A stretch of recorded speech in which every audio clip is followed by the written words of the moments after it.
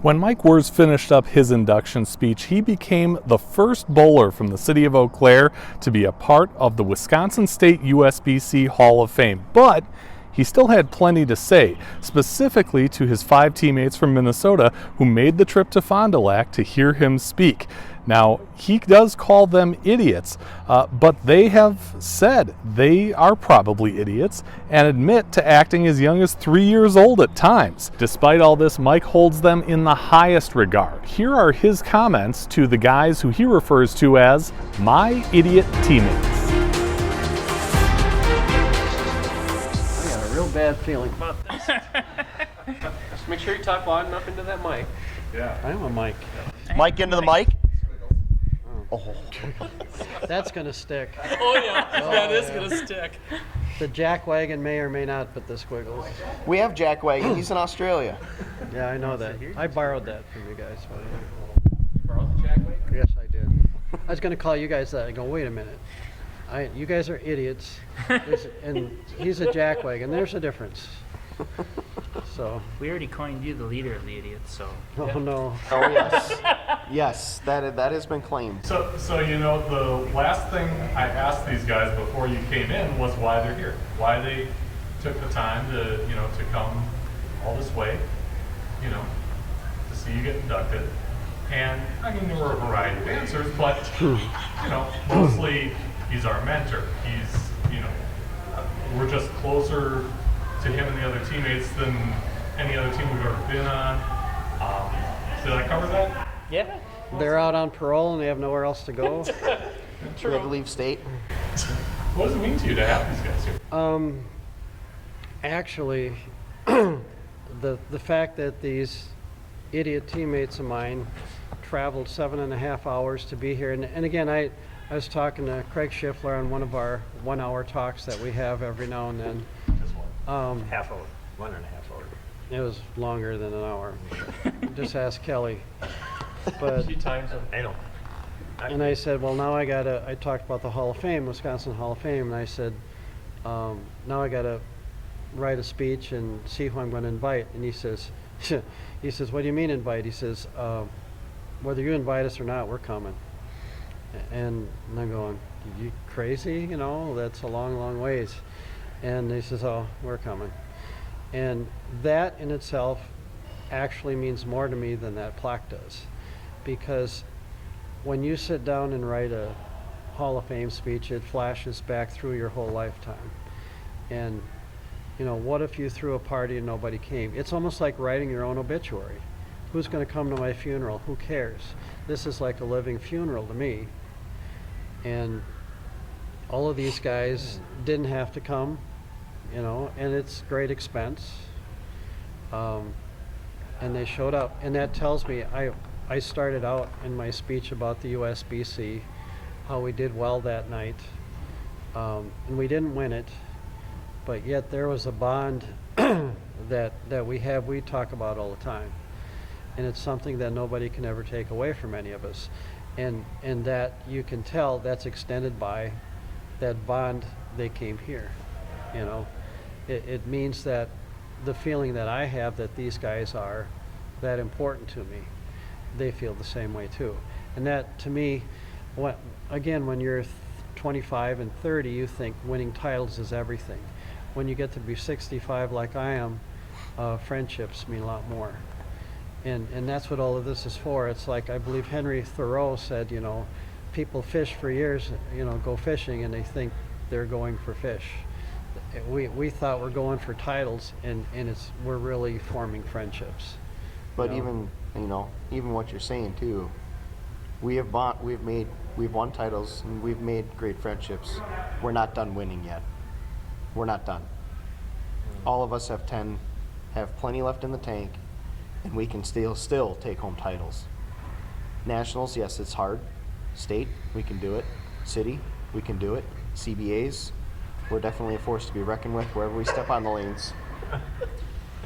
Hi, Kelly. Get back here. Oh, But- God. But we're not done winning. We're not even close.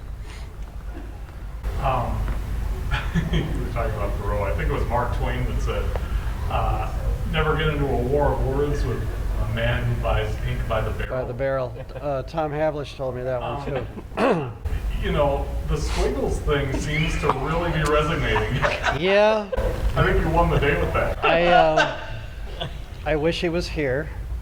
I don't like picking on somebody unless they're here, and that's why I texted you to see that this would be podcast, so it'll be on there forever. Sorry, Jeff. But I don't want to pick on somebody unless they're there and they can hear it. And this way he can play it over and over. And he knows it's, I mean, I know him as a person. He knows he was a handful growing up. He knows exactly what he's doing. He measures everything.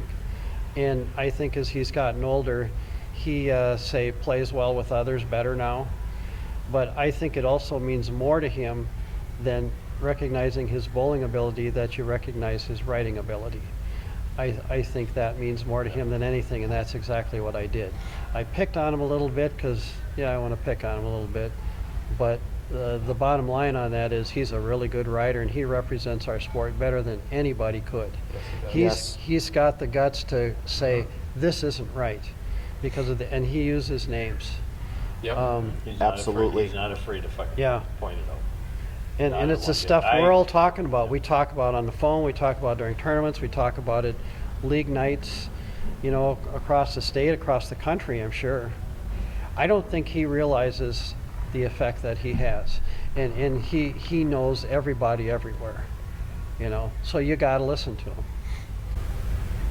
I was talking to Hank Poznanski on the way over here, and I think he was kind of surprised, or at least he acted surprised, when I said that I thought you were the first one from Eau Claire to get into this Hall of Fame. Yeah.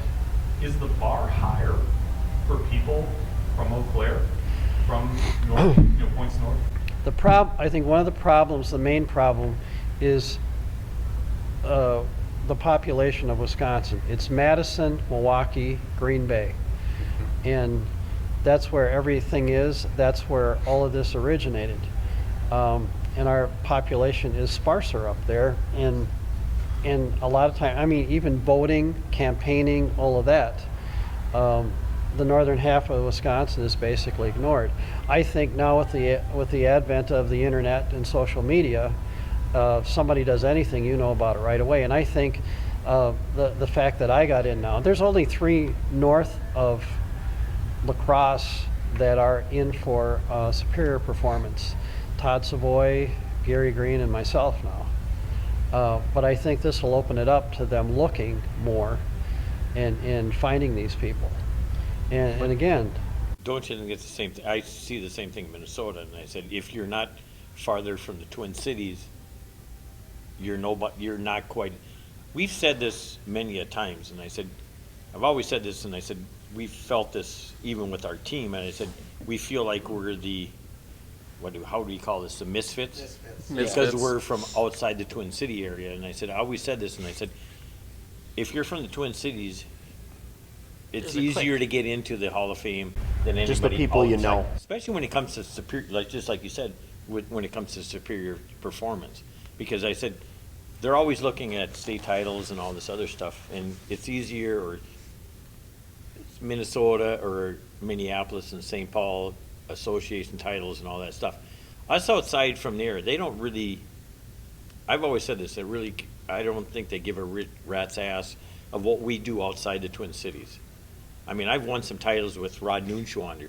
I've won 7 or 8 or 7 titles in doubles titles. Does that really matter to them? But down in the Twin Cities, if they win 7 titles in a 700 tournament or whatever they do, just like Mike was saying, and I says, that's what bothers me the most. I think about the Hall of Fame once in a while, and I said, you know what? Let's broader look. Hey, yeah, you know what? Craig Schiffler bowls up in Melrose, and I always said this with myself, and I said when I went down to bowl St. Cloud there for the first time, and I was going, okay, Dad, I'm gonna go try this and see how good I am, and I averaged 205 and led the league, and I said, then I go out to Southway, and I said, bowl with Bob Stearns, who was on the PBA tour for a while, and I would average him, and I'm going, I might not be too bad, and I quit, and that's why I said you just get to a point once in a while. you just don't see them going this way. I mean, there's bowlers out there. But I said, what are they? Superior foreigns or anything else? And But I think too, you get the buddy system going. Yep, you're right. The guy who's the president a lot of times, or who's running it, is the best bowler in the area, and he puts his buddies in because they've won a lot of tournaments, because they've been with him, and it's just easy to do. And you don't see anything outside of your area. But again, with the advent of social media, I think it's changing, because every little hole in the wall tournament, they advertise it, put it on, and I think that's going to open things up. I think me getting in will at least open them up to looking at people in northern Wisconsin. which is good. Yeah. I mean, we talked a little bit about your dad because, John said he knew him. You mentioned him during the speech. Yeah. Is there any way to put into words, I guess, the impact that, he had on your bowling? Well, the thing about my dad, he bowled years and years ago, obviously. He went out and shot tournaments all across the country. He started a business and he didn't make enough money in the business, so he made money bowling. He made $20,000 2 years in a row. Back then that would be like $100,000 today, if not more. And he was good. He's probably, truth be told, he's probably better than I am. But there wasn't the internet, there wasn't, I would pick up, I have a whole box of stuff. He shot 300s and 800s before anybody was even doing them. And he would win 300, 400, 500 there. Third in the Peterson Classic, things. And that's before the newspaper came along, and he didn't want it to be in the newspaper because he didn't want people to know, But then I came along, and the funny part is, again, he was my edge. A lot of times when you have father-son, you have just budding together. We were in business together. We did everything together. And we kept a good, close relationship right till the day that he went. But I always felt that his blood runs through my veins. He was a competitor, a hell of an athlete. He was an all-state football player. He won the long jump when he was a senior in high school. State track, he was a state track runner. And he was one of these guys that even in business, he could walk into a room and he would see everything. I went to college for a business degree. And I learned more at the supper table from him than I did from any book there. He could read people. He would know. Like, we'd meet a guy and I'd say, he seems all right. He says, no. He says, this is the worst person of all. He's the guy with a little bit of knowledge that thinks he knows a lot. Those are the worst people there are. So you need to stay away from him. And, 6 months, a year down the road, you'd see he was right. He's just one of those people that saw everything. He hit the stock market, he hit land, he hit business. He's just one of those people. And to me, to answer your question, I always felt back then when he was alive, and now that he's gone, that his blood runs through my veins. And you get into the 9th and the 10th frame with me, you got to beat both of us. And that's the way I feel. When he passed away for 3 months, there was this tremendous sense of loss. And then I got to a point where I felt like he was with me. And that, I hope if anybody loses anybody close, they get to that feeling, because it's a powerful, comfortable feeling. And I got that way, I feel like he's with me. And I think it helped me. The titles that I've won since he's passed, and with his pair of socks on, if I don't win those titles, I'm not here tonight. Those were the difference makers in getting me there. Anybody else ever know about the Sox? I don't think I told anybody. But Johnny Shaken said yes. It's kind of a private told me. thing. I told a few people, but I didn't tell many. And when it came to the speech tonight, Gary Green said, "You better talk about your dad." You're making me cry again. Or he said, "And if you don't, I will. I'll walk up and grab that microphone, because they knew what he meant to me, and that was, again, that was my edge. And when he passed away, I remember I was bowling in MSC the next month, and they found out he passed away. They had a moment of silence for him. He knew everybody, you know. So, but I still, again, in that room, I just said, I got to the point where I didn't lose him. I feel like he's with me. And again, I get in the 9th and the 10th frame, even at 65 years of age, you got to beat both of us. He always gave you an edge. Yes, he did. And even this year at age 65, I'm bowling the first game and team in the Wisconsin State Tournament with Savoy and Green. And I can strike the first game off for 290. And I get the first one, and I turn to Ryan Savoy, and I go, I have no idea why I'm doing this. At age 65, I figured I'd be in a nursing home, much less this. And I punched it out for 290, and I said, I have no idea why. I just don't. I'd like to tell you it's Viagra or some workout program or whatever. Whoa! I think I get off the couch. I got nothing. Get away from him there, Johnny. So, I said the same thing. I said, Blue I pill? know when my father passed away 12 years ago, and I said, when I get to the 10th frame of every game, and I'm in a championship match, I'm the same thing. I look up and I said, okay, Dad, give me what I need. And that's the way I look at it. And I said, he helps me through everything I get. Me and him have talked about this many a times, about our fathers. And it's nothing but the best. I will have to say that. And I said, Todd used to do the I sprinkler know we've across all the went back. through, I mean, we've all gone through the times with your fathers where it's like, it's not the best of times. And especially when you're young. But I said, me and him have talked about this many a times. They've prepared, his dad prepared him for life. My dad prepared me for life. And it's from our businesses to our bowling. And I said, I will have to say, my dad, like he said, my dad was a better bowler than I was. My son is a better bowler than I was, but I have a little bit more heart than what they have. And I said, I tries to get me through it. They've got more talent than I did. My dad.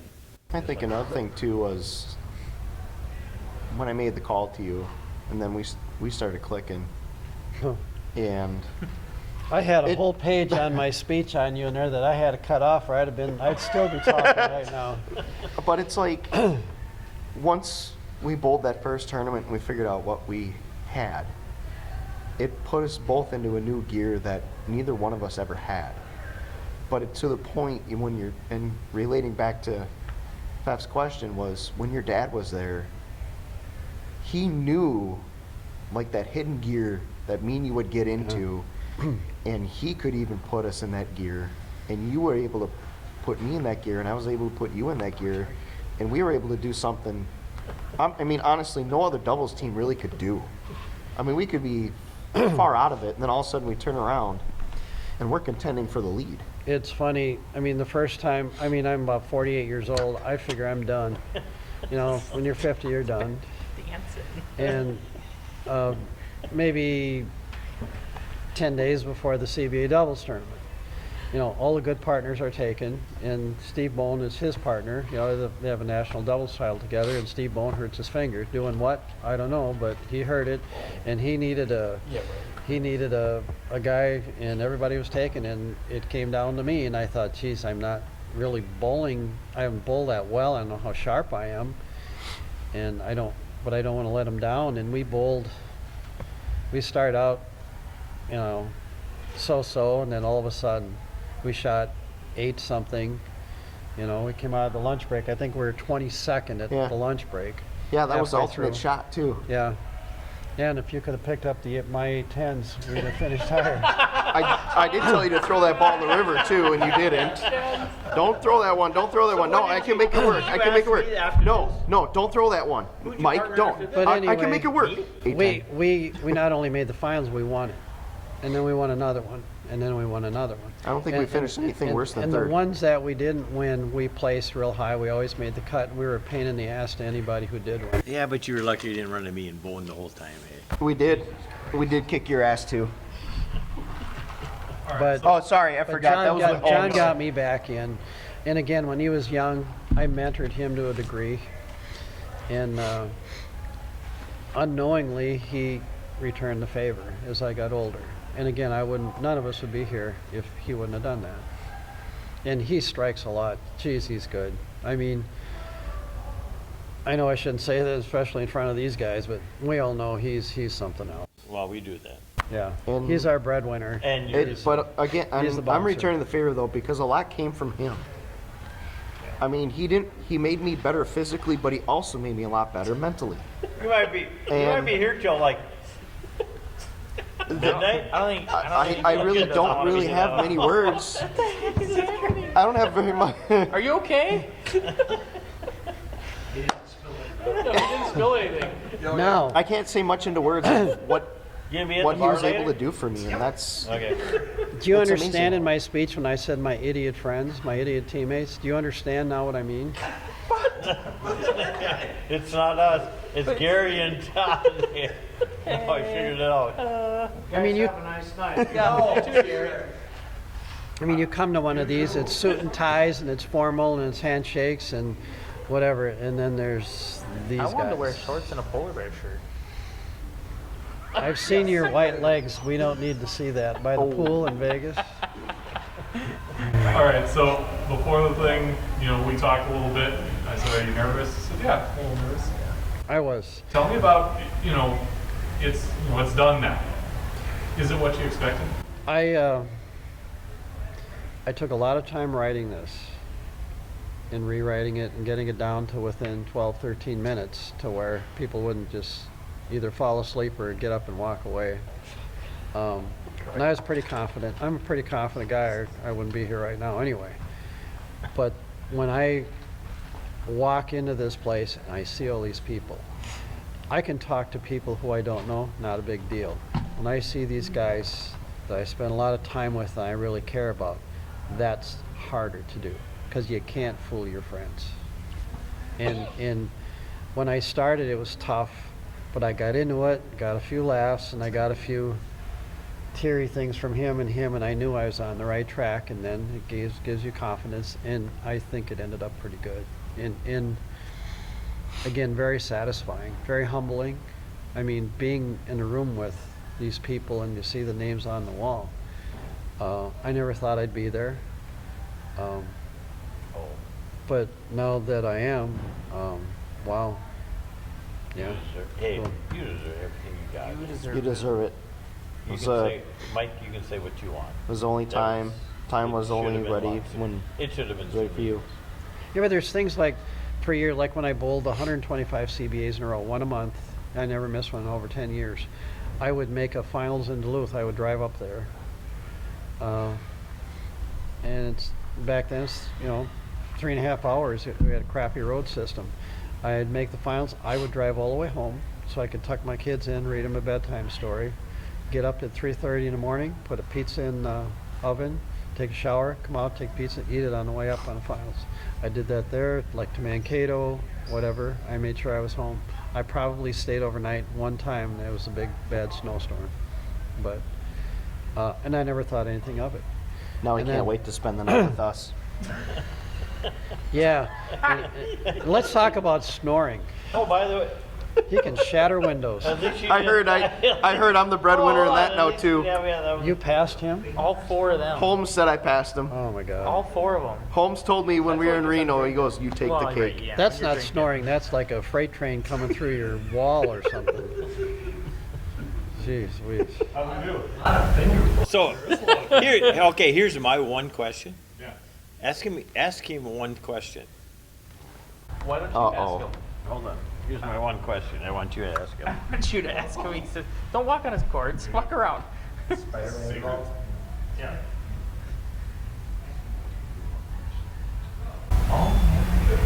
Oh. No, Did you hear him? no. I thought he was pretty loud too. Yeah. What are you going to do about nationals next year? I really don't know. Wow. You didn't hear him ask that? No. Oh, I don't Old. know. I have bad hearing. you are. No, you're like 6. Okay. When are you going to come on the live stream? Okay, 7. I think I'm there. No, No, you're not live streaming. This is just an encore. I can edit this up. You can chop Well, it any way you want. I always ducked you before because I felt I wanted to get in here and do something. first He did. to make it worthwhile. Now you did. Squiggles. Yeah, that's what I'll be doing. Shut up. Well, Pfeffer's after you laughing too. podcasting 13 minutes or whatever that was of me there, and this round Fiasco? table alcohol-induced, Good one. Yeah, table of knowledge. Table of knowledge. yeah, You gotta table ask about knowledge. that. People probably wouldn't want to. You probably lose more viewers than gain. But If you didn't get a chance to hear Mike's speech, check it out in the playlist for the Hall of Fame. While you're there, you can get the team's perspective in the video, The Table of Knowledge.